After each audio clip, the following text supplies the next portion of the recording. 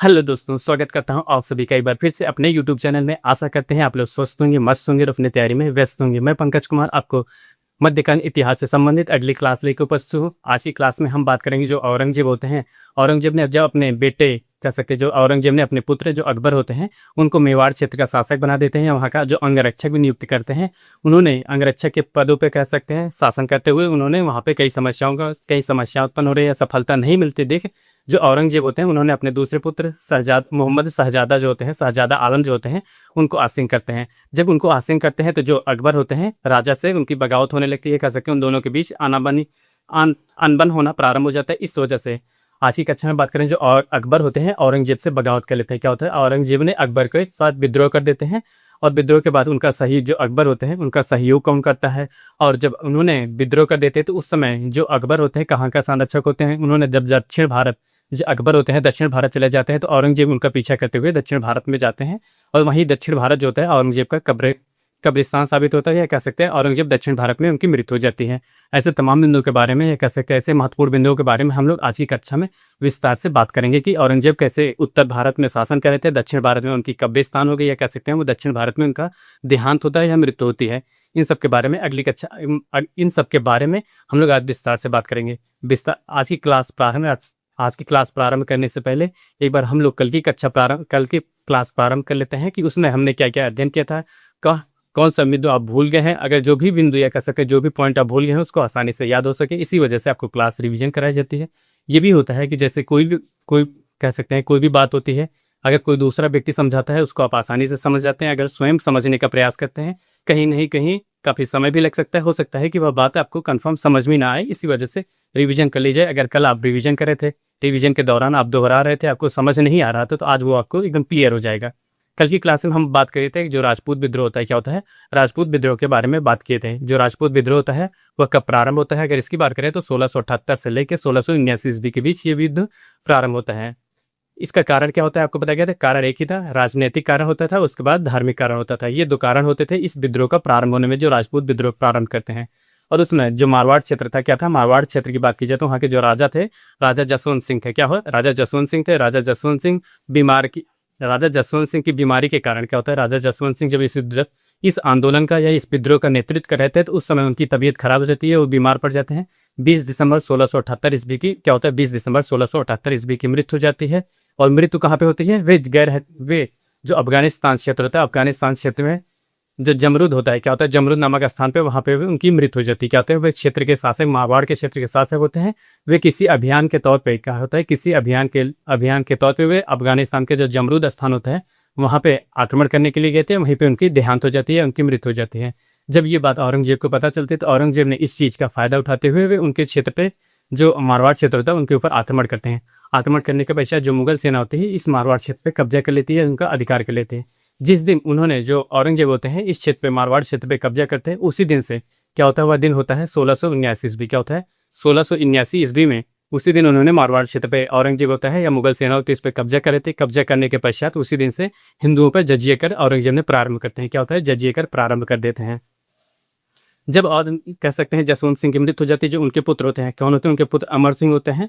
और उनके जो संरक्षक होते हैं क्या होते हैं, संरक्षक होते हैं या महामंत्री होते हैं दुर्गादास जो होते हैं। क्या होते हैं, दुर्गादास होते हैं। वे महल को कह सकते हैं महल को छोड़कर जंगलों और पहाड़ियों को चले जाते हैं और इस तरह वो मुगलों से युद्ध करना प्रारंभ कर देते हैं। क्या होता है, वह मुगलों से युद्ध करना प्रारंभ कर देते हैं क्योंकि उनके साम्राज्य पे मुगलों की आधिपत्य हो जाती है। और उसके बाद ये तो होता है मारवाड़ का क्षेत्र। इसी के बाद इसी समय एंट्री होती है मेवाड़ क्षेत्र की। क्या होती है, इसी समय एंट्री होती है मेवाड़ क्षेत्र की। आखिर मेवाड़ क्षेत्र और मारवाड़ क्षेत्र का क्या संबंध होता है, इनके बारे में भी बात करेंगे। संबंध की बात की जाए तो जो अजीत सिंह की माँ थी क्या थी, अजीत सिंह की जो माता थी उनका संबंध क्या था, मेवाड़ क्षेत्र के जो मेवाड़ क्षेत्र होता है वहाँ की वे राजकुमारी थी। क्या थी, मेवाड़ क्षेत्र की राजकुमारी थी। जब वहाँ के शासक उस समय थे राणा राज सिंह। कौन थे, राणा राज सिंह थे। उन्होंने भी इस युद्ध में सम्मिलित होते हैं। जब इस युद्ध में मेवाड़ क्षेत्र के लोग सम्मिलित हो जाते हैं, मेवाड़ सम्मिलित हो जाता है, औरंगजेब ने मेवाड़ क्षेत्र पे आक्रमण करते हैं। आक्रमण करने के पश्चात उस क्षेत्र को भी अपने अंदर सम्मिलित कर लेते हैं या कह सकते हैं उस क्षेत्र को भी विजय प्राप्त कर लेते हैं। जब उस क्षेत्र पे जो औरंगजेब विजय प्राप्त कर लेते हैं, विजय प्राप्त करने के पश्चात वहाँ के कार्यों को या कह सकते हैं आगे के कार्यों को देखने के लिए वहाँ पे अकबर को नियुक्त करते हैं। क्या होता है, वहाँ पे अकबर को नियुक्त करते हैं, जो औरंगजेब के पुत्र होते हैं। क्या होता है, औरंगजेब के जो पुत्र होते हैं अकबर को वहाँ पे नियुक्त करते हैं।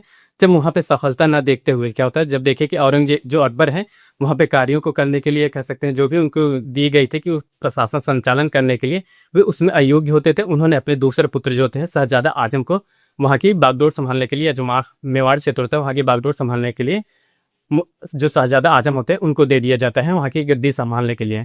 ये आपको कल की कक्षा में बताया गया था। आज की कक्षा में, आज की कक्षा यहीं से प्रारंभ, आज की क्लास जो होता है यहीं से प्रारंभ करेगी कि जो अकबर होते हैं जब उनको अपने सिंहासन से या कह सकते हैं उस क्षेत्र से अपदस्थ कर दिया गया या उनको हटा दिया गया, तो उन्होंने क्या करते हैं, तो उन्होंने जो औरंगजेब होते हैं उनका विद्रोह, औरंगजेब से उनका विद्रोह हो जाता है। इस विद्रोह की बात की जाए तो जो उनके सहयोगी होते हैं उनका जो सहयोग करते हैं, जो उनका जो सहयोग करते हैं, सहयोग करने वाले में राणा राज सिंह थे। कौन थे, राणा राज सिंह थे। और जो अजीत सिंह के जो संरक्षक थे या कह सकते हैं उनके महामंत्री थे, उन्होंने इनका शायद जो दुर्गादास थे उनका सहयोग करते हैं या उन्हीं के प्रस्ताव से जो अकबर होते हैं वे विद्रोह करना प्रारंभ कर देते हैं। आज की क्लास में क्या है, हम अकबर के विद्रोह के बारे में बात करेंगे। आज की क्लास में क्या है, अकबर का विद्रोह। अकबर का विद्रोह क्या है, अकबर का विद्रोह। अकबर ने विद्रोह क्यों करते हैं, अभी आपको पता है जो मेवाड़ क्षेत्र था, मेवाड़ क्षेत्र पे उन्होंने जब औरंगजेब ने कब्जा कर लेते हैं, कब्जा करने के पश्चात उनको संरक्षक के रूप में नियुक्त करते हैं, लेकिन वो वहाँ के कार्यभार करने में, जो अकबर होते हैं वहाँ का कार्यभार करने में अयोग्य साबित होते हैं। इसी वजह से जब वे अयोग्य साबित होते हैं तो उनको उनकी जगह दूसरे शासक या जो दूसरे शहजादे थे, शहजादा आजम को वहाँ पर नियुक्त किया जाता है। इसी वजह से औरंगजेब से इनकी बगावत शुरू हो जाती है, इनके प्रति विद्रोह का भावना उत्पन्न हो जाती है। और इस विद्रोह की भावना में उत्पन्न हो जाती है जब उनका सहयोग करते हैं जो मेवाड़ क्षेत्र के शासक होते हैं राणा राज सिंह होते हैं, और उसके बाद जो अजीत सिंह के संरक्षक होते हैं या महामंत्री होते हैं, महामंत्री जो होते हैं दुर्गादास सिंह के सहयोग करते हैं। चलिए लिखते हैं हम आज की क्लास में क्या होता है। देखिए यहाँ पे लिखेंगे जो मेवाड़ के शासक, मेवाड़ के शासक, मेवाड़ के जो शासक क्या थे, राणा राज सिंह, राणा राज सिंह, और मेवाड़ के शासक राणा राज सिंह एवं अजीत सिंह के संरक्षक क्या था, अजीत सिंह के संरक्षक, अजीत सिंह के संरक्षक दुर्गादास, दुर्गादास के प्रस्ताव से औरंगजेब पिटलाक, औरंगजेब के प्रति अकबर को विद्रोह के लिए, विद्रोह के लिए प्रेरित करते हैं, प्रेरित करते हैं। क्या होता है, इनका जो अकबर होते हैं, अकबर ने जब इस विद्रोह को ऐलान करते हैं, विद्रोह करते हैं, तो जो उनके सहयोगी होते हैं इस विद्रोह में, आप कह सकते हैं ना जैसे कोई झगड़ा हो रहा था, कोई दूसरा व्यक्ति क्या होता है उसमें घी में, आग में क्या होता है घी का कार्य करता है, वही कार्य करते हैं। जैसे औरंगजेब और अकबर के बीच में द्वंद्व चल रहा था या लड़ाई चल रही थी या जो भी अनबन अनबन हुआ था, इसमें इन दोनों के बीच ये कह सकते हैं, इन दोनों पक्षों के बीच जो युद्ध था उनमें घी का कार्य कौन करते हैं, जो मेवाड़ से क्षेत्र के शासक होते हैं राणा राज सिंह होते हैं और राजा जो वहाँ के संरक्षक होते हैं दुर्गादास होते हैं, ये दोनों वहाँ पे घी का कार्य करते हैं। ये विद्रोह कह सकते हैं जो बाप और पुत्र, बाप और बेटे में जो ये द्वंद्व चल रही थी, ये कह सकते हैं भड़ास चल रही थी, वो और भड़क गई। और बढ़ने के पश्चात उन्होंने काफ़ी हद तक, जो अकबर होते हैं काफ़ी हद तक विद्रोह कर देते हैं। विद्रोह को दमन करने के लिए स्वयं औरंगजेब उनके साथ, या कह सकते हैं औरंगजेब स्वयं वहाँ पे उपस्थित होते हैं। और उसके बाद देखें, जब औरंगजेब को ये बात पता चलती है कि अकबर इनके खिलाफ विद्रोह कर रहा है, तो विद्रोह को दमन करने के लिए वो उपस्थित होते हैं। लेकिन उसी समय क्या होता है, आपको एक कथन कहा गया है ना कि जैसे जो दोस्त का दोस्त दोस्त का दुश्मन दुश्मन होता है, वही कार्य होता है यहाँ पे। जब उसी समय जो अकबर औरंगजेब होते हैं, औरंगजेब के शासन के दौरान ही जो मराठा क्षेत्र होता है, क्या होता है मराठा क्षेत्र होता है, उस समय भी औरंगजेब से और मराठा क्षेत्र के बीच में काफ़ी द्वंद्व होता है या काफ़ी विद्रोह हुए हैं। उन्हीं की वजह से अब इनका जो सहयोग करते हैं जो अकबर होते हैं, अकबर का सहयोग कौन करेगा, अकबर का इसके बाद सहयोग करते हैं मराठा क्षेत्र के जो शासक होते हैं, मराठा क्षेत्र के जो शासक होते हैं संभाजी, क्या होते हैं वे संभाजी के संरक्षण में चले जाते हैं। क्या होता है, देखिए यहाँ क्या होता है, जब इन्होंने विद्रोह कर देते हैं, विद्रोह करने के पश्चात विद्रोह करने के लिए प्रेरित करते हैं और अपने आप को शासक घोषित कर लेते हैं। क्या होता है, अकबर और अकबर अपने आप को शासक घोषित कर लेते हैं।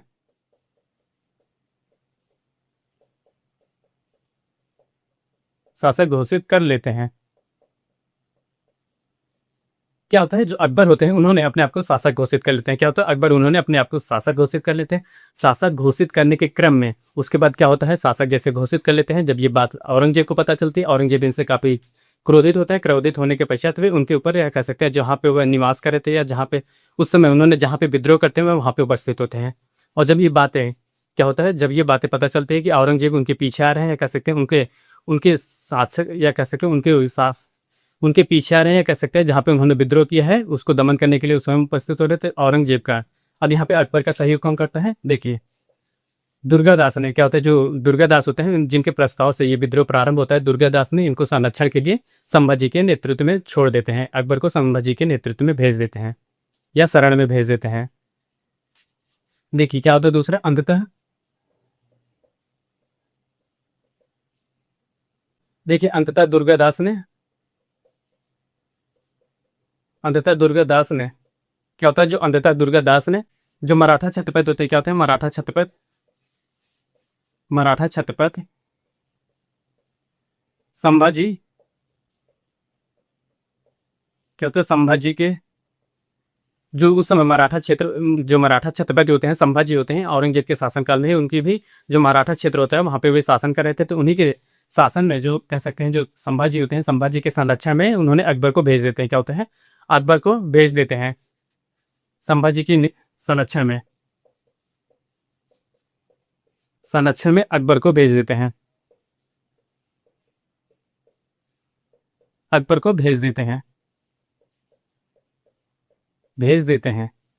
ये क्या होता है, जो उन्होंने शहजादा कह सकते हैं आखिर जो, अब आपके मन में एक सवाल हो रहा है आपका, इससे एक ही चीज़ का निष्कर्ष ये निकलता है कि जैसे मान लीजिए कोई एक शासक होता है, कह सकते हैं जैसे मान लीजिए आप अपने ऊपर ले लीजिए, एक कोई जागीर है, आपके पिता के पास एक कोई जागीर है, उस जागीर पे एक बार आपको वो जागीर दे दी जाती है कि आप इस जागीर को कह सकते हैं सुरक्षित रखिए। लेकिन आप उन जागीर को सुरक्षित रखने में अयोग्य होते हैं, तो आपके पिता जो होते हैं उसी जागीर को जो दूसरे पुत्र होते हैं उनको दे देते हैं। क्या होता है, वही जागीर उठा के दूसरे पुत्र को दे देंगे। जो आप होंगे और अपने पिता के प्रति दोनों में कहीं ना कहीं नफरत या घृणा प्रारंभ हो जाएगी।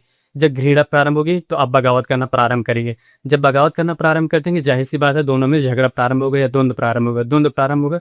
या ये तो चाहेंगे आपकी जो आपकी जागीर होती है उस पर स्वयं अधिकार कर लें, जबकि औरंगजेब जो आपके पिताजी होते हैं या कह सकते हैं जो आपके पिता होते हैं, वे चाहते हैं कि जो भी इसका संरक्षक सही से या संसान उचित ढंग से इस संसाधनों का उपयोग करेगा वही इसका शासक बनेगा।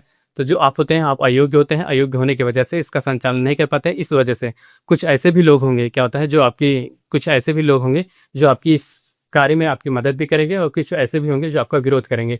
जो मदद करने वाले लोग होंगे वे आपके पिता के दुश्मन होंगे। क्या होगा, आपके पिता के दुश्मन होंगे। इसी वजह से वे आपकी मदद कर रहे हैं, आपके पिता के द्वंद्व के वजह से।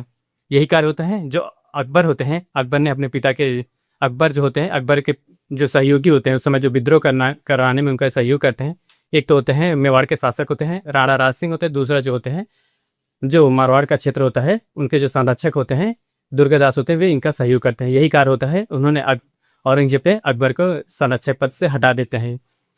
अब हम लोग कल की क्लास में बात करेंगे जो औरंगजेब होते हैं, जब उन्होंने अकबर ने विद्रोह कर देते हैं, विद्रोह के पश्चात वे दक्षिण भारत चले जाते हैं। कौन होता है, अकबर जो होता है दक्षिण भारत चले जाते हैं। दक्षिण भारत जाने के पश्चात औरंगजेब उनका पीछा करते हुए दक्षिण भारत चले जाते हैं। वहीं पे दक्षिण भारत में ही औरंगजेब की मृत्यु हो जाती है। इन सब के बारे में हम लोग अगली क्लास में बात करेंगे विस्तार से। आज के लिए बस इतना ही, मिलते हैं नेक्स्ट वीडियो में, तब तक के लिए धन्यवाद, बाय बाय।